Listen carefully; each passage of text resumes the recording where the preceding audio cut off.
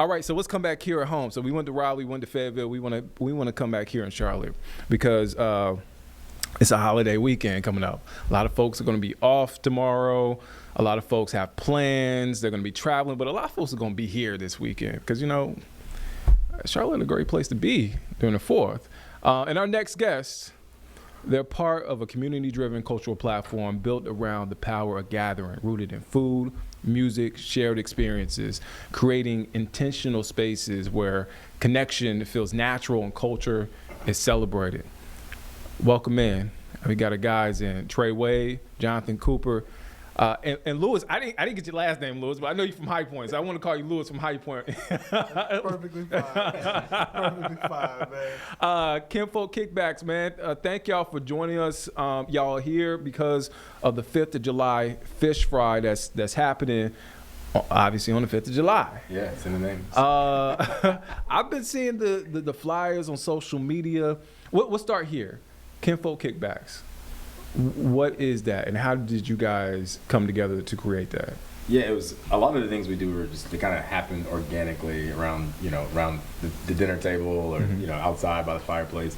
And for years now, Lou and Coop, I call Jonathan Coop, have been a part of my friends and family group that's become more family than friends, right? And so we were sitting around and we're thinking, hey, like we want to extend this out to more people, and these things got bigger and bigger, whether it was our Thanksgivings together or our 4th of July celebrations, our 5th of July celebrations.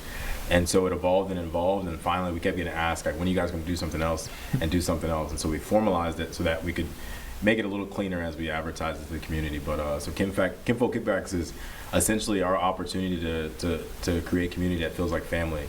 What are those events like? Because I mean, people are talking about we want more events. I mean, that puts the pressure on y'all to do more things. So take me into like an actual event, and I promise we're gonna get to the 5th of July fish fry. But I want to set the scene first. What are those events like? What is the atmosphere like? For the most part, it's like light in spirit. We don't want anything too heavy, but at the same time, it's not a party. It's literally a kickback. So, we wanted to create experiences that we want to be a part of, experiences that we like to see. And, one of the things that we try to prioritize is comfort. We don't, like I said, we don't want anything filling for us, just free flowing and just bringing good people together, good food, good music, good entertainment.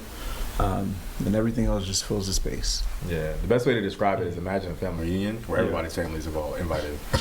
I feel like people crave that, right? Not only community, but man, some I don't want to call it low effort, but you get what I'm saying, right? Absolutely. It's not so much low effort, but I would just say it's relaxed, where you can essentially take your cool off. Yeah. In that space, it really is about connection, and really also something that Coop and I always talk about is access.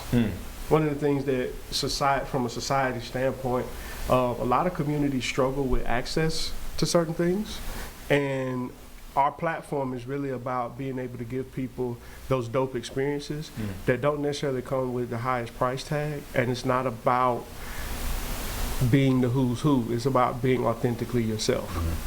I would rather you come to the space exactly who you are, rather than to put on a show, because it's not about a show. It's really about the experience and everybody just kicking it. Yeah. What do you tell those folks that, I mean, they're going to be looking at this interview, or they're going to check out this interview, and they're like, man, I'm just going to roll up this solo dolo. That's highly encouraged. It's encouraged. But you know what I'm saying? A lot of, you get the stat, I don't know, like 1,000 people moved to Charlotte today. I'm over exaggerating, right? And so people are building community in real time, right? And this is a great opportunity. But a lot of people, and I'll throw myself in there. Sometimes it's like, I may not want to roll up by myself on this one, right? What do you tell those folks? I mean, that's perfect. One of our taglines is "Come hungry, leave connected," and so it is one of those really great opportunities and spaces where you can come again, take your cool off, and understand that you won't be the only person that came because you saw an Instagram post or somebody text you a link to a random thing, and you're like, if I can make it, I can make it. If I can't, I can't. But we haven't had a single event where people didn't come to the event maybe by themselves or even with one or two people and left without more connections. And so because it really is an intimate space that's slowed down, it's not fast paced. There's no really formal agenda. There's a start time and an end time, and sometimes the end time gets wiped off the map. And so 2 to 8 goes to 2 to 10. exactly 2 to 2 at 3 or 4 o'clock in the morning. Like, oh man, what happened? Like that happens every now and then. But again, the whole premise is it truly is an opportunity for you to come, not necessarily have to be overly dressed. Yeah. You don't got to stand in no lines. It's really, really relaxed. These events are all typically, hosted at private residences. So this allows you to just have ample parking, ample seating, not have to worry about lines. Once you have your ticket, you have everything you need to be there. Like, it's really easy. What do y'all enjoy about the event? Because y'all putting this on for the community, but y'all got to enjoy something from it. Oddly enough, we've been doing this together. It's just that we wanted to create a platform for it. So it's one of those things where, after doing several of these, we're like, you know what, instead of doing this together, let's do this for the people. Yeah. And, it became a beautiful offering. And, one of the things that I really enjoy about it is hearing from other people that just randomly saw it and decided to show up. And once they showed up, now they're asking, okay, when's the next one? When's the next one? Yeah, we did a collaboration with a black-owned wine brand out of Charleston called Don Lucci. Yeah. So they did a takeover weekend here in Charlotte a couple months ago, and we did the kickoff event with them, and we called it Bubbles and Brine. So it was effectively an oyster roast, and that was really cool because I think the first or second person that I interacted with was from Florida or something. Like, he was randomly in town. He was randomly in town from Florida and pulled up and we're like, okay, that's dope. Like it's okay.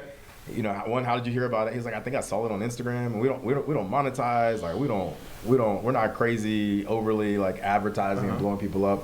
We put out just enough information for people to know it's happening. Yeah. And then it happens organically through word of mouth from people that have come to previous events, or if you just so happen to be one of our 55 or 65 followers, right? We got a few hundred, but you find out about it. So it's been really cool and really exciting, to your point, to see how people get connected. And that's one of the things that I love. I'm very much a people person, and so I like the relationships that get established, if not evolve and grow, because of something that we're blessed to be able to do. Let's talk about the next event, right?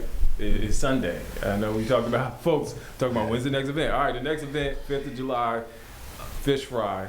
I mean, it's something about seafood, man, and the black household, man. Yeah. Let's talk about it, man, because I grew up on it, man. Mm-hmm. I like Libby Hill back in the day. Come on now. Come on, try it. I'm talking language right now. I'm just saying. But it's something about seafood that brings us together, man. Brings the folk. Well, why decide to do the fish fry? How did this come about? Go ahead, Luke. So if I can, just a little context. Right? And pull the mic closer to you. Yep. Just a little context. So Trey and I, our families, we've done a lot together over the past couple of years in terms of celebrating holidays. And one single idea that I would say, sitting around his fireplace in his backyard, he said, "Hey man, I've never done a whole hog barbecue. I want to do one." I said, "I know a guy." Yep. And so I kind of dubbed myself in the group. I would consider myself, I'm the information specialist. Yes. I typically know somebody. Correct. Or as Trey likes to joke, you can give me a landmark in pretty much any city that I've lived in or been in, and I can tell you everything about it. He'll tell you, he's a historian. He'll tell you so, who laid the last brick, who connected it to the power, where the deed is, all of it. Yeah. So I called up a good friend of ours, Marvin Ross, who owns Peculiar Pig Farms in Charleston, South Carolina. We got about a 90-pound pig. We did it for Thanksgiving that year. And what happened is a snowball. What went from a joint family effort turned into Coop. He was there. He was just in town chilling. It was like, "Hey man, come kick it." Yep. And so then the next event came up, and the next event, and it came to a point. It was like, people obviously want to kick it with us, so let's just open it up. Yeah, and the beautiful thing about it is, right, so I grew up kind of bouncing around. Both my parents were in the service, And the family that I have now that I'm most connected to is actually the family that I've chose. And so like our families do more together than I actually do with my like blood family. That's it's not, real. you know, it's That's not, real. it's just like it's circumstantial with life and proximity. And so it's been, that's kind of where kinfolk comes from. It's like the folks that are akin to you and like you, and we all come together as a community, and we're literally just doing kickbacks. It's not over pressured. It doesn't feel like work. It feels like, hey, we're doing Sunday supper, which our families, we do Sunday supper together. Like we're just, it's like all these little traditional things, especially in the black community that we grew up with, we've just taken and we've opened it up to more families to come together, whether they're, you know, black or white or green or yellow, from Charlotte or from Florida or from Texas or whatever have you, because that truly is kind of the foundation of how we became who we are as men. Yeah. That's like the ultimate trust, right? Breaking bread with somebody, right? 100%, yeah. Especially some good food. From a cultural aspect, right, when we talk about the fish fry. Yeah. The interesting thing about the subject of fish in general, when you look at it, all cultures have always had to migrate to where a water source has been. So when you look at food from a cross-cultural platform, there, to me, in my research and what I've seen, there is no culture that does not have some sort of dish centered around fish. Yeah. And it's usually in a celebratory manner. And so the birth of Kinfolk Kickback, 5th of July fish fry, it really is just a celebration. And, you know, I'm going to just go ahead and transition this conversation on a personal note. Coming from, I have a background in commercial aviation. Was a chef at one point, transitioned into aviation, and working at an airport. 4th of July, it's a holiday for passengers, but for employees, we humping it, we're working. Yeah. And so one of the things with being an airline employee, you have to negotiate with your family to say that some holidays we might have to celebrate the day before or the day after. Yeah. And in that time, in that space, before I became a full-time union rep for the airline, I worked on Saturdays, or I worked on the major holiday. And so the very first 5th of July fish fry, it lined up perfectly because I didn't have to figure out how to get off. It was on the 5th. I was off that day. And typical fashion, Trey would throw an idea, and I'm always like, all right, let's run it. Know a guy. Yeah. I know a guy. I know a guy. Jonathan's like that as well. So we gotta shout out. Yeah. We gotta shout out Oscar. Oh yeah. Because this is also a first. So typically it's like the three of us and plus Tasha, so his wife Tasha, wife, yeah. is we're all cooking, coordinating, setting up, putting it together, making sure it's aesthetically pleasing, comfortable, all that stuff. But this we were super blessed to have a special guest. I think a staple of Charlotte at this point. Absolutely. Come through, and he's blessing us by cooking the fish for us and setting up the fried station. So it's not just gonna be no regular Trey Wade or Lewis, which ain't no regular. I was on MasterChef, so shout out. You know, he went to culinary school, so we know what we're doing, and we don't own restaurants, though. So can you give him a shout out, bro? Oh yeah, definitely. Oscar Johnson from Jimmy Pearl's.